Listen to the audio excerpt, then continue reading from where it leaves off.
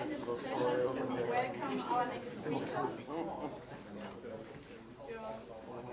It's Christoph Bartneck. He's an associate professor at the Human Interface Technology Lab at the University of Canterbury in New Zealand. So great to have you here. Thank you. And you will talk about persuasive robots.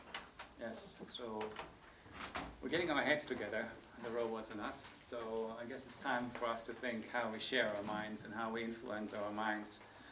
Not everybody here might be familiar with me, so I figured it might be a good idea to tell you a little bit about me, since I'm from somewhere really far away.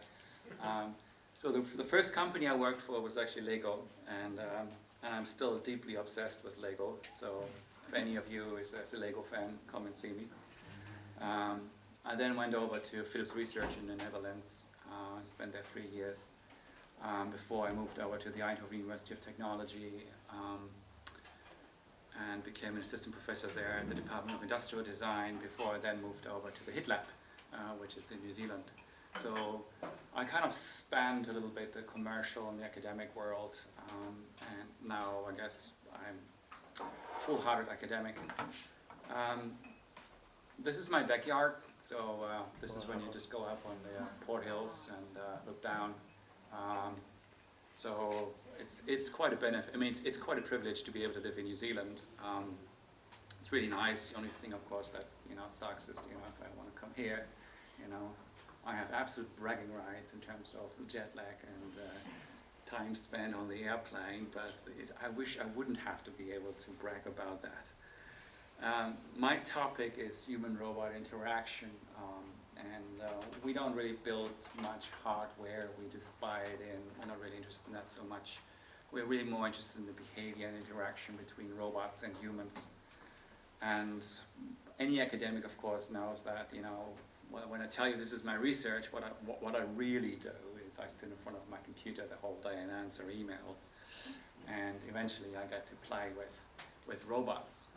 Now, when I was invited to this talk, and I told some of my friends about it, I'm going to Germany for a conference, and they asked, oh, what's the conference about?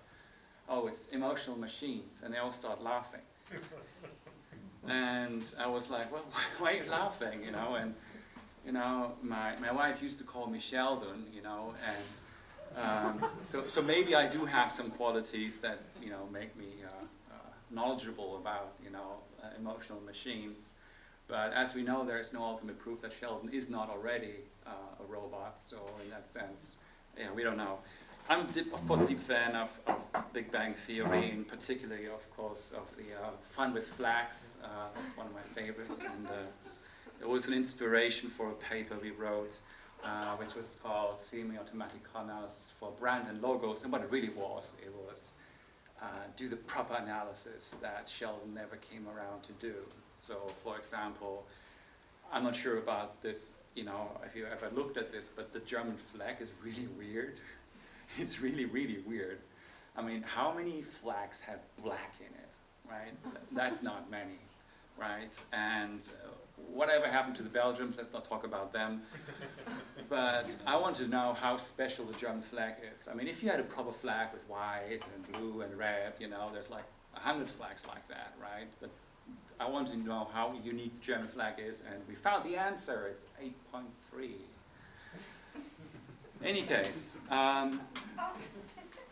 so one of the things I'm going to talk about today is how we interact with robots, and a lot of this work is actually done in collaboration with Jürgen Brandstätter, one of my former PhD student. He's now running a startup company. And the question that we asked ourselves is, okay, now a few lucky people maybe, have the chance to interact with a robot. The majority of the people do not. But what if you think about the future, right? And of course the prediction is that we might have a ratio of something like 20,000 to 1. So for every human, we'll have 20,000 robots.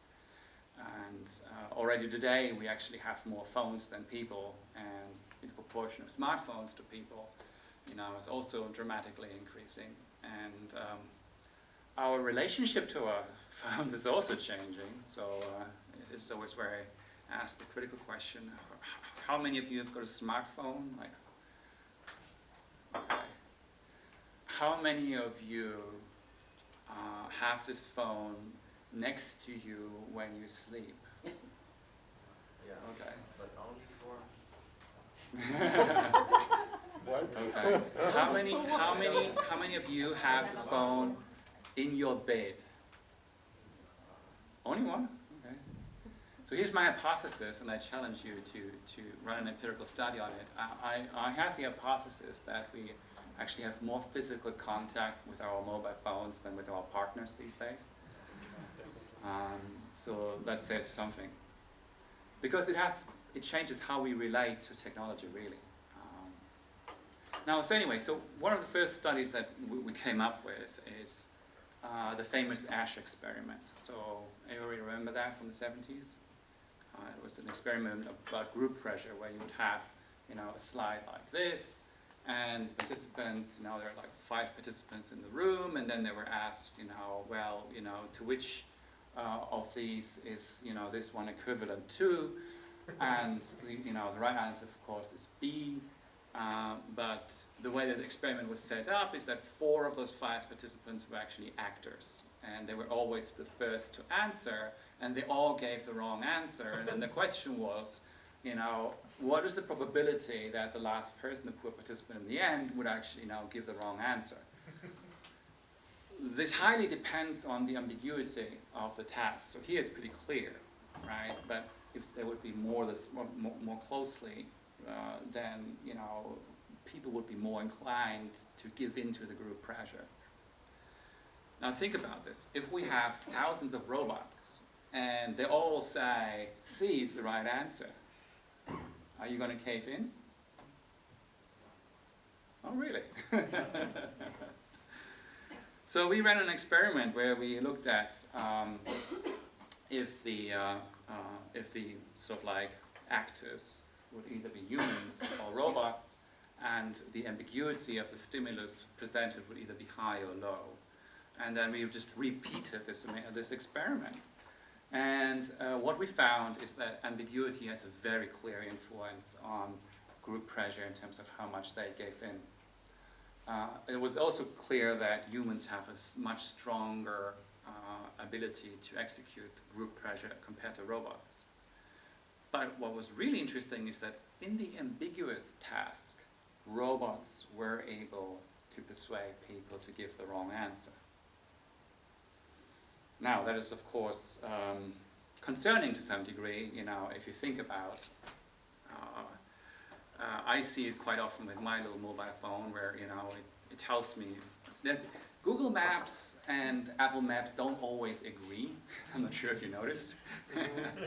And so it is something problematic to deal with, this kind of inconsistencies.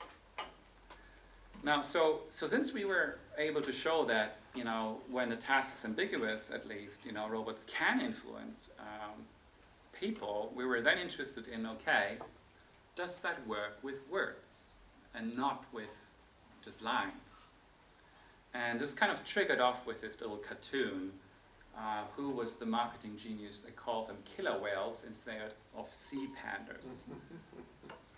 Right? So whatever you call a thing has a dramatic influence on how you perceive it. So for example, for the Apple Store, there was actually a manual that was leaked to what the employees were supposed to say. And one of the paragraphs was that if a customer comes in and says, my iPhone is crashing, the employees should never say an iPhone crashes. An iPhone stops responding. Right? So that makes all the difference. Or if you go for, let's say, abortion, the way they label themselves, pro-choice, pro-life, how could anybody be against that, right? Who could be against choice? Who could be against life, right? But of course, if you reverse it and you would call them killers or dictators, then it's a whole different story. So labeling matters. And we talked a lot about Trump. he recently actually asked the staff of the Department of Agriculture to avoid the word climate change by any means possible, and they should rather refer to weather extremes. That's the official terminology now. So that kind of sounds funny, but again, if you think about, we have more and more machines that participate in our discussions, right? We have Siri and Cortana. And what if Siri doesn't say climate change, but it says extreme, right? That's a whole different story, right? And of course the question is, who controls the vocabulary of these devices? And then the other big three, Amazon Echo, Google Home, and Apple HomePod, they all are sitting in your home, listen to every word you say. Who has it? It does. You may want to ask who has it. Okay, we can ask it. Anybody got one of those? Oh, we got at least one there. In the bag?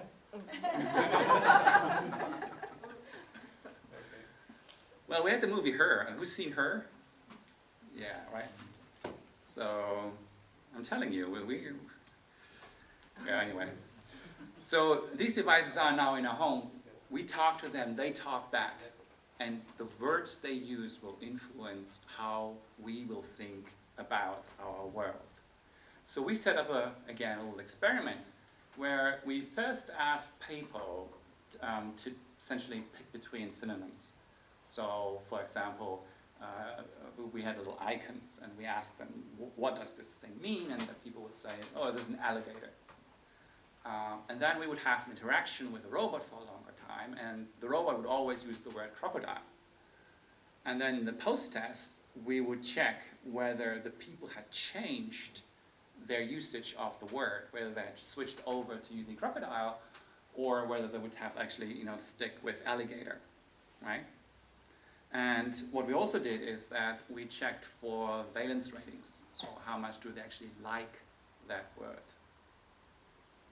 Now, so the question, of course, is this way you can essentially see whether you can or cannot push people to use a certain word, not just to hear it very often, but that it becomes part of your active vocabulary.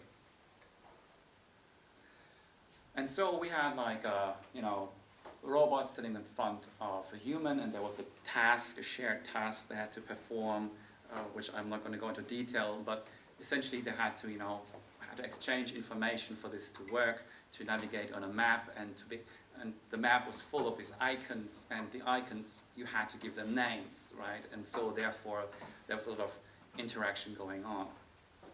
And what it turned out is that the robots did create a lexical entrainment, that's what it's called, right? So robots can change how and what words you use. However, this influence is weaker than when you play this game with a human.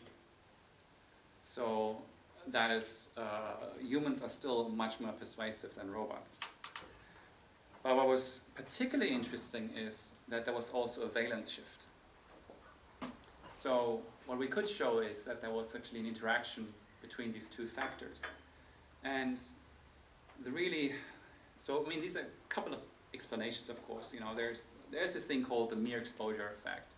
So just because you hear something very often and it becomes familiar, you change your attitude towards it and it becomes more likable.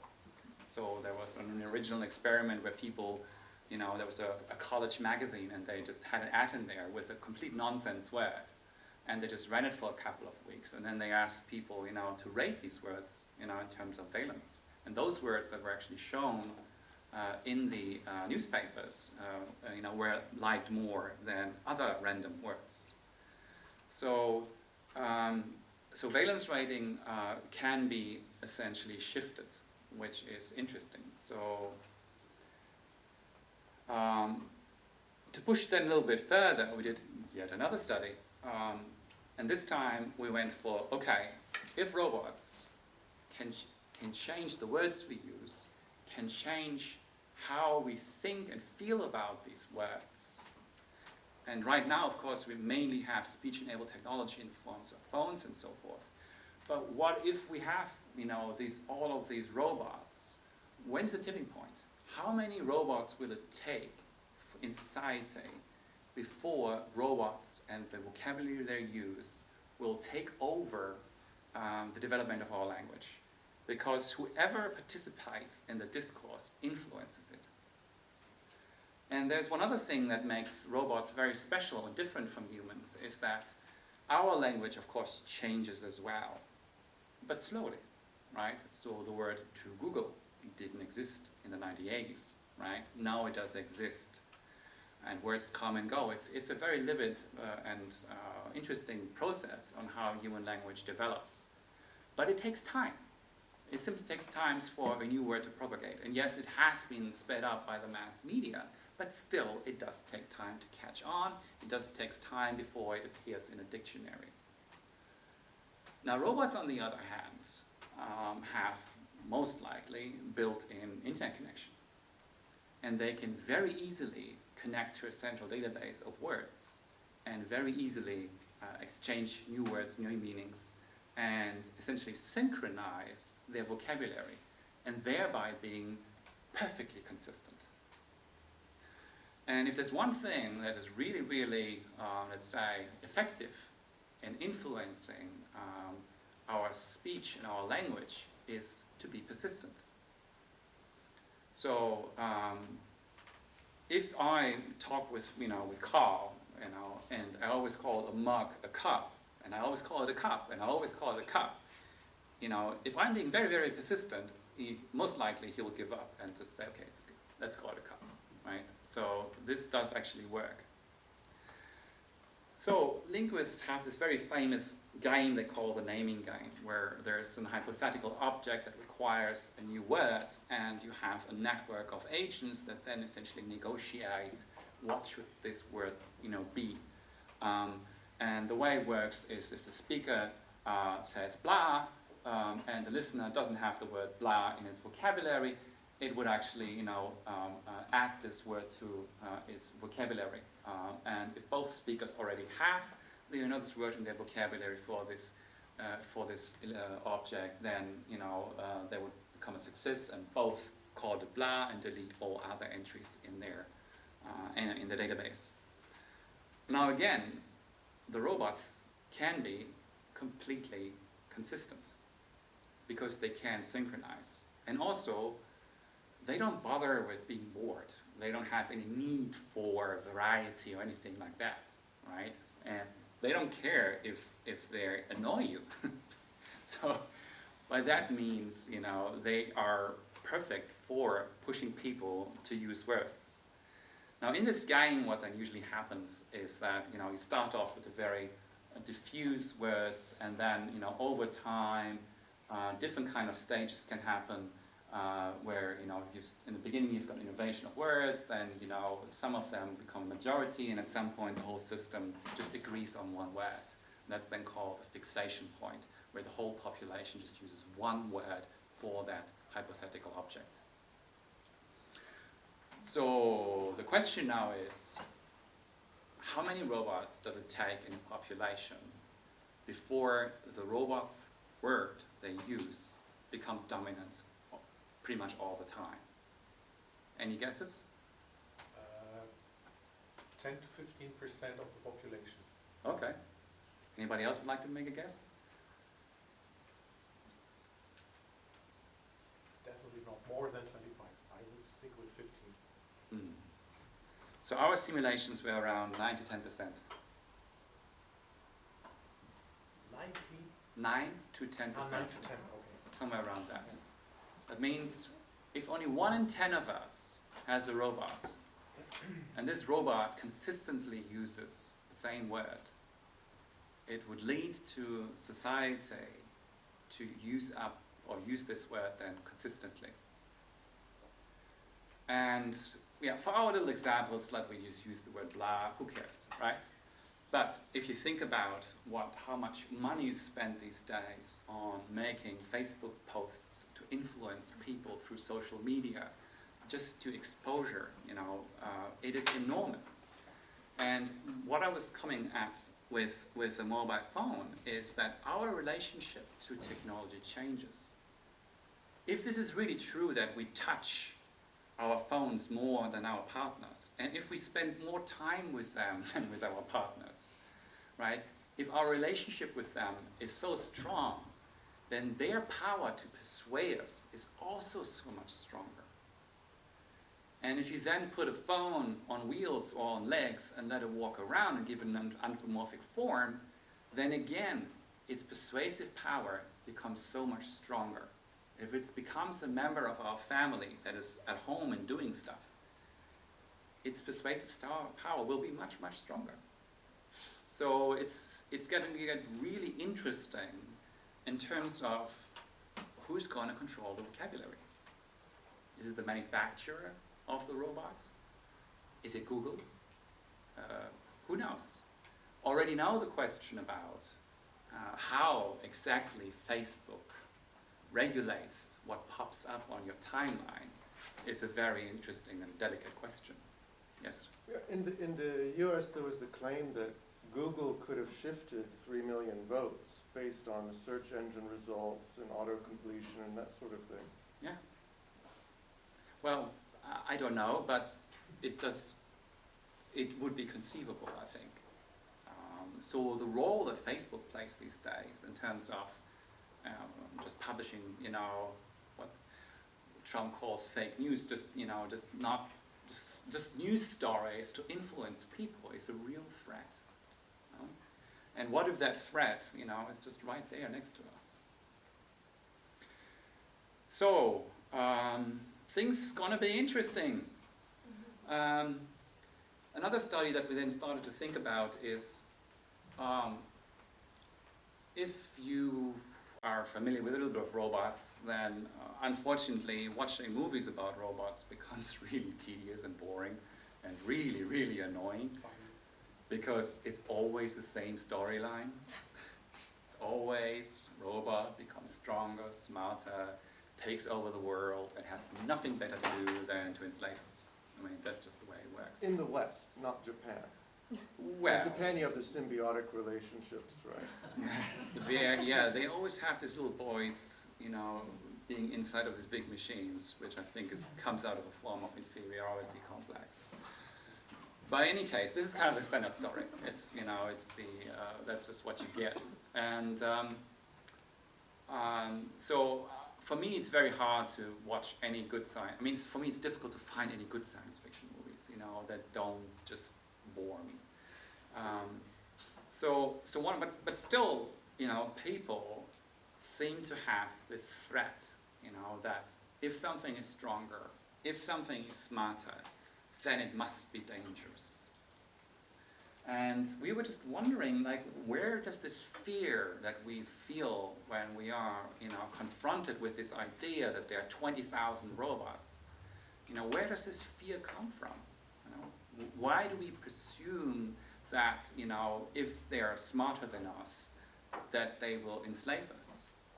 And of course maybe this is bounded in history, right? So whenever humankind, a superior race, met an inferior race, usually it didn't really go very well for the inferior race, right? So that might be an indicator.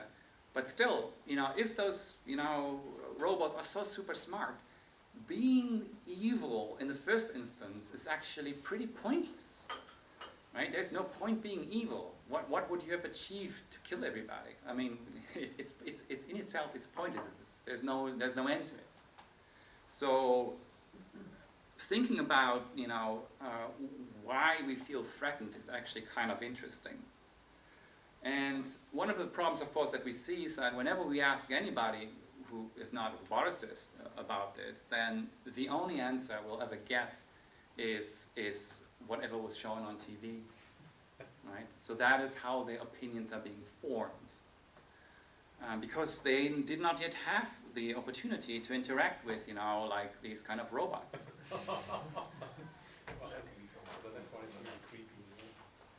Well, which one? The last one. That's the real Or do you life. think this is a robot? Yeah, it is. Are you sure? Yeah, yeah, I'm sure. Although the original also, I mean, the Japanese guys have not so much muscle motion in the face, but it's the copiness. Yeah, so of course this is Hiroshi Ishiguro and his copies, very highly interesting projects. But so we had like this kind of, more or less anthropomorphic robots, and what we did is we essentially made a movie, and in this movie, either Now was shown or Geminoid, and we would either tell the story that the robot would exceed the performance of humans, or we just left it unclear what the performance of that robot would be. So the stimulus was just a movie where just this middle part here was different, where there was an interview essentially with the robot, and the robot would talk about what it can or cannot do, but everything else being identical. And I will try to show you some of these movies, but Keynote has this very interesting way of running videos.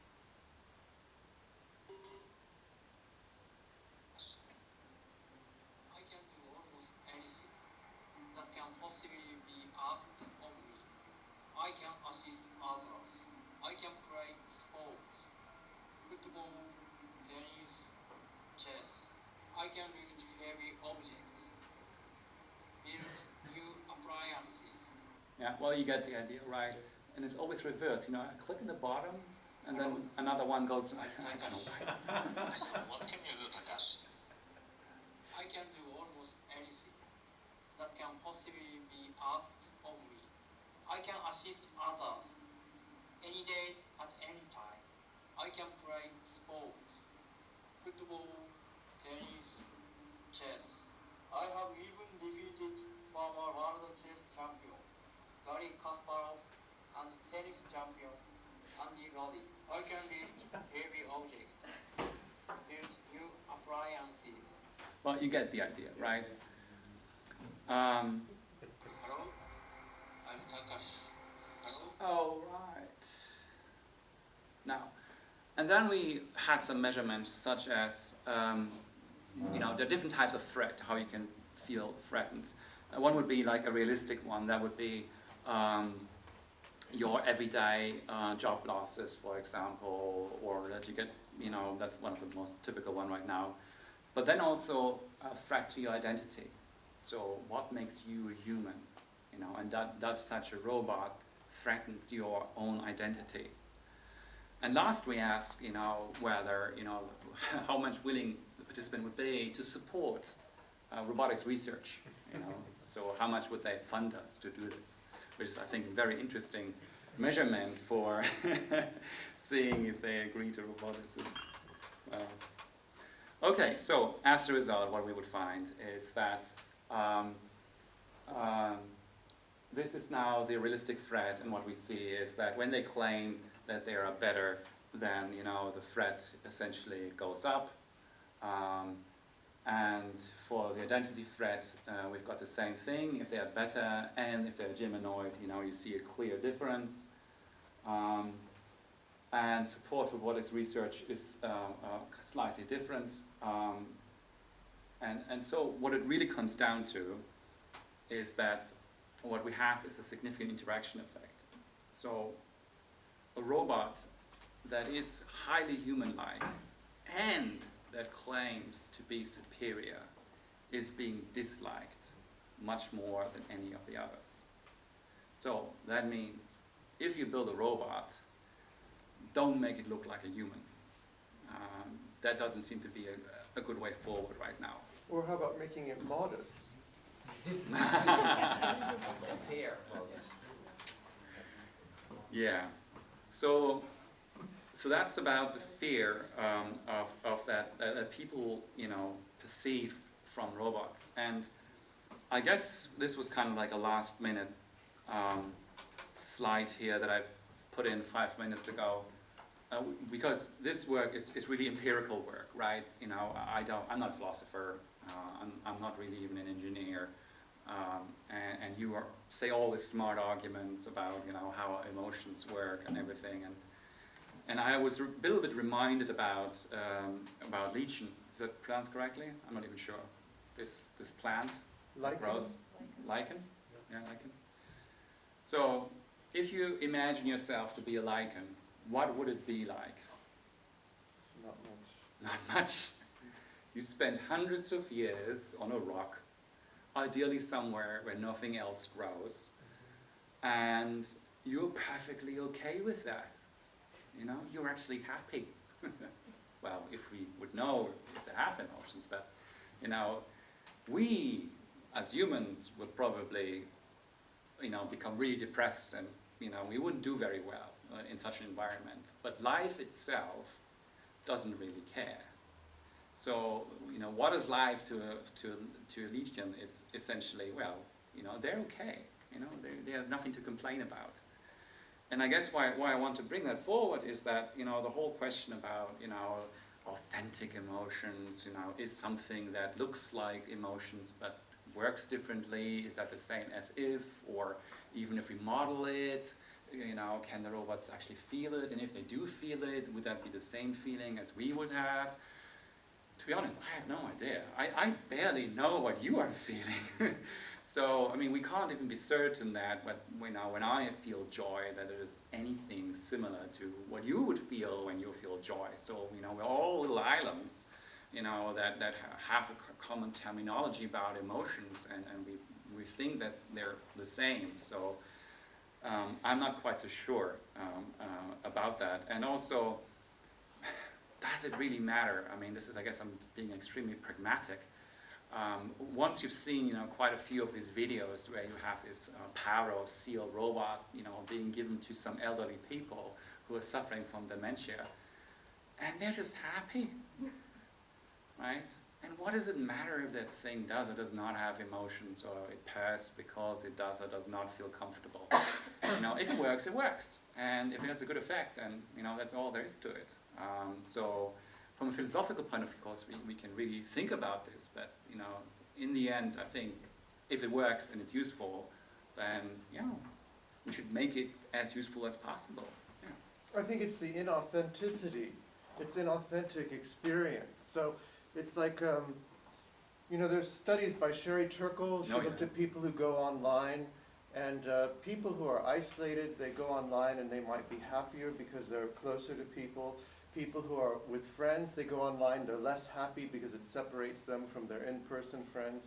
But I think there's another story that in the long run, some online friendships never materialized. You know, they could be based on something inauthentic, a man pretending to be a woman or something like that. So with the Paro, you may have some experience, an epiphany, you know, you think you have something in common, but in terms of a long-term relationship, it's not clear that it can go anywhere. Well, I mean, so far, that's why I specifically mentioned it with, you know, dementia and elderly people. You know, for me, this thing would probably also become boring kind of quickly. But if your short-term memory is gone, you know, and you get the novelty effect every single time, you know, it might just be fine.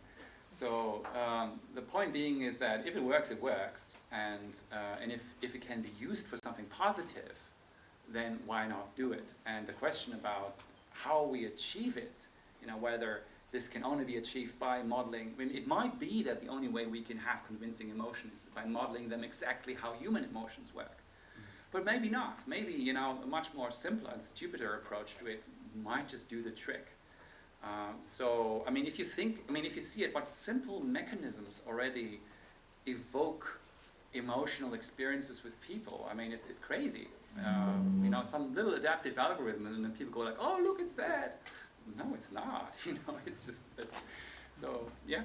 Well, if you look at our evolutionary history, we never, you know, we didn't evolve with beings that look like us and act like us, but aren't really us, and we can't really reproduce with them, right? It's just like saccharin or aspartame or something like that, you know? We're fooled because we associate sugar with nutrition and fruit in our evolutionary history, at least our genes do, and so we can be fooled by other things that have no nutritional value at all, like refined sugar or artificial sugar or that kind of thing. So You know, these very simple mechanisms like Pero making eye contact can press our Darwinian buttons and make us feel that there's some kind of presence there when there isn't.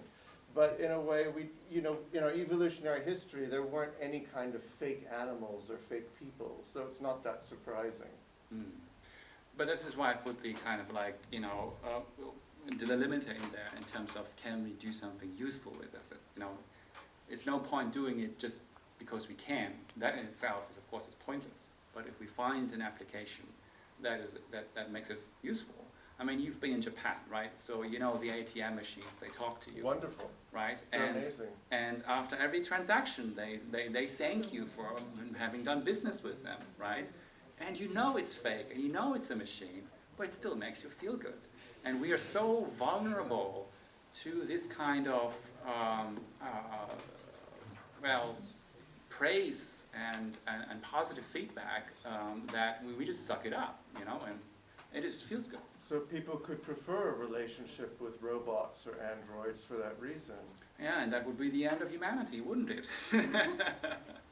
So I was Skyping with Matt McMurran. He's the CEO of Real Dolls. And we had this discussion about, if essentially sex with robots becomes better than sex with people, that would be the end of us, right? Yeah. I think the floor is up for discussion. Is it a fake? No, it's real.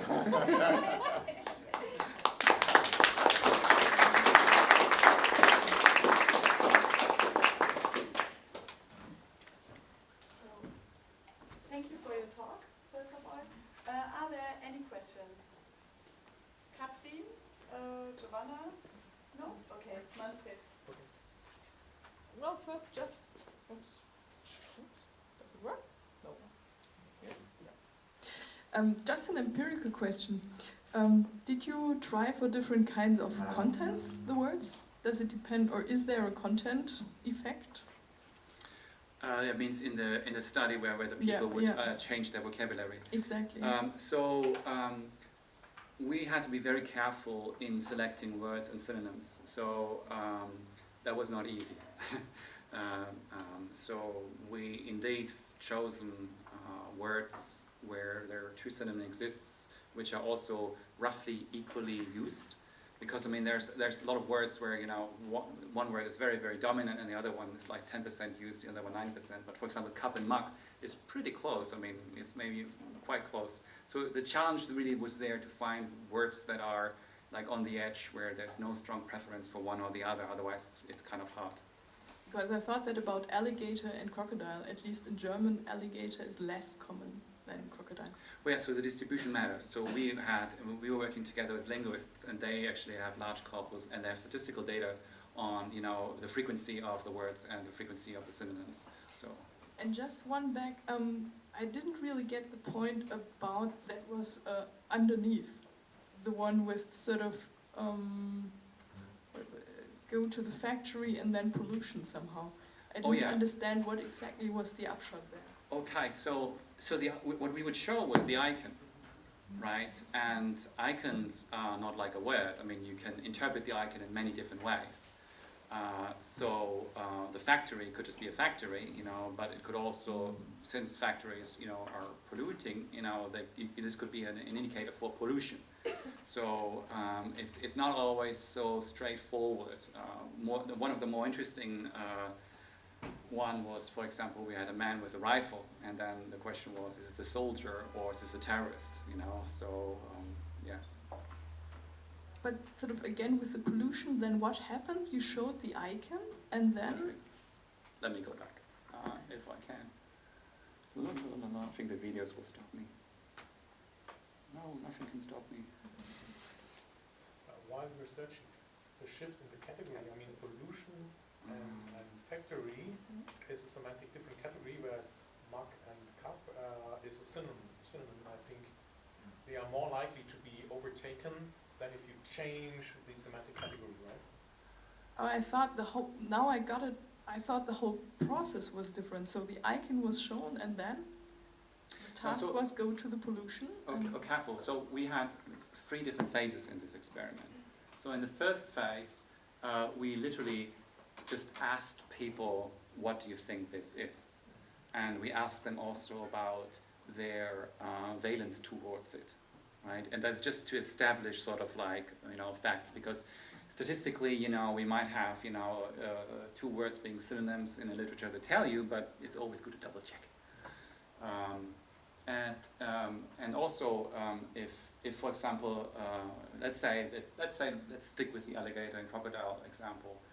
Let's say if these 2 words are being used, let's say 50-50%, then I still have to know what this participant actually prefers. Is this participant of that 50% or of the other 50%? So I need to know what is the natural preference for this specific participant, because only then can I check afterwards whether we actually, I need to know it prior to the experiment, because then the robot, emphasizes the opposite, right? And if the robot emphasizes the opposite, I can then measure whether the people gave yes or no. And in terms of semantic, whether pollution and factory is, from a semantic point of view, closer together or further away from each other than mug and cup, yes, that would probably be the case. So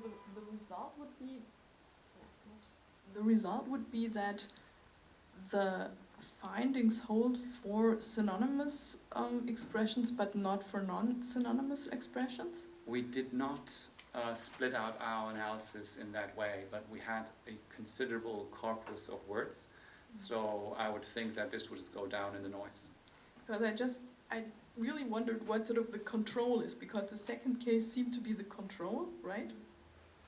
No, this is just to illustrate, essentially, when the participants, use the word factory, and then the robot would, say pollution, pollution, pollution, pollution, pollution, and in the post-task experiment, the person would still go with factory, then the robot has failed in persuading the person to use that word.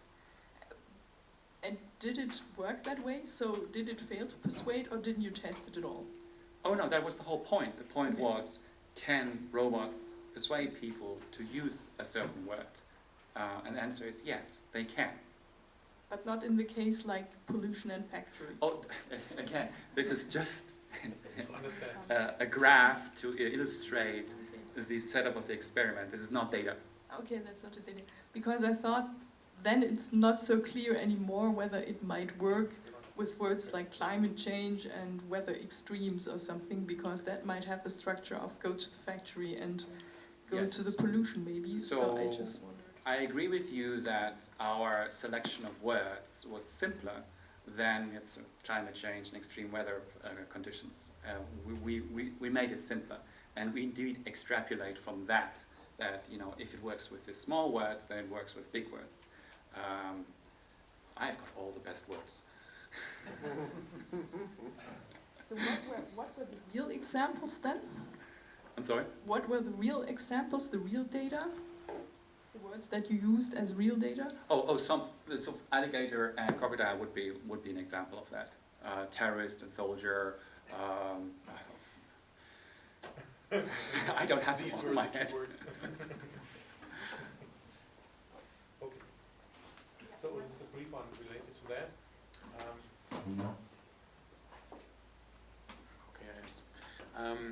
Actually, I have not been surprised, but as you said, it's always good you double check it. You mentioned that humans convince a bit more than the robots. Yes. And I thought this could probably be to the energy used, because the loudness level of the robot is definitely lower than of a human speaker, and the frequency range is very much narrow. And my question is, did you control this? Because I would have guessed if the energy and the repetition keep up with each other, then it could be maybe equal balances. I doubt it's the robot, the human. It's just how much force did you, neurolinguistic programming, if I shout at you or I speak louder, you're probably more convinced, or over time this has an impact. Did you normalize the loudness between the human speaker and the robot?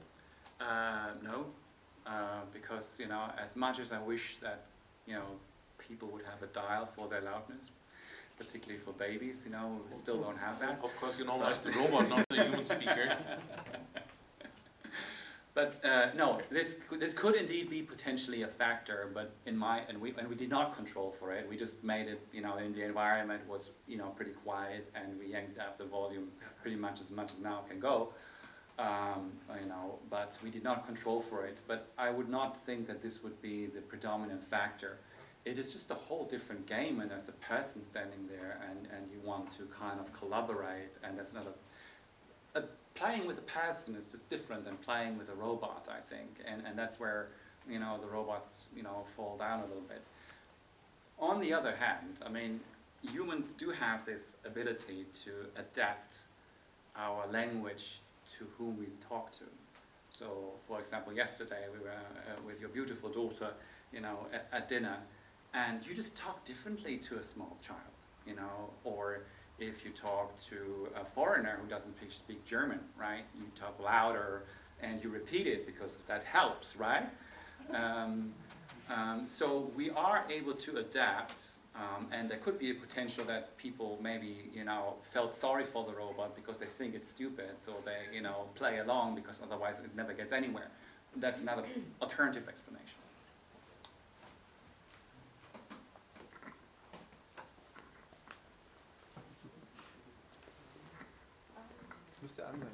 Okay, yep. Sometimes there's the light on and sometimes not, but anyway. Yeah, there are a lot of questions for me on the empirical design still, because I also wondered how that relates to simple priming.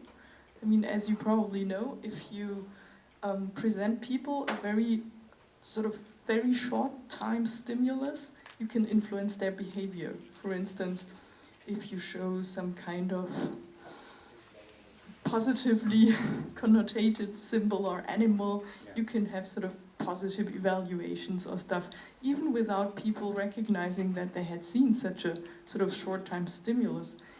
So if that's possible, I'm not at all sort of surprised that this is even the case, or could be the case, with even a simple or single mention of another word or something. So I wonder how that's different from priming. Well, priming is, of course, one of those things. The mere exposure effect, as I mentioned, is another thing. Simply becoming, advertising works. That's a surprising thing, right? I mean, you put posters everywhere and people buy it. You know, if that wouldn't work, they wouldn't spend all this money on it, right? So, indeed, exposure works. But still, the question was, you know, for us it was interesting. Robots. There used to be a time back in the 70s where the, let's say, believability and expertise of computers was enormous. You know, if you would say a computer had calculated this, then this was about all truth. You know, it must be right. You know, these days we know that whatever comes out of computers cannot always be trusted, and if you start working with computers, you never trust anything that comes out of them. But nevertheless. So now, when people are confronted with robots, and their idea about robots comes from television, and you've got the super smart robots who know everything, and you know, it could quite possibly be that people believe them and are persuaded by them more than humans. That is, you know, let's say a plausible scenario. Or it could be the other way around. That is, you know, because the robot doesn't have so much social presence. You know, it's not like a robot, not like human, where we, for example, have to be polite and, you know, and these kind of things, that, you know, it doesn't work well. So for us, when we did this experiment, we didn't know the outcome, and that's why we did it. I mean, if we would be able to predict it, then of course it would be a boring experiment to do.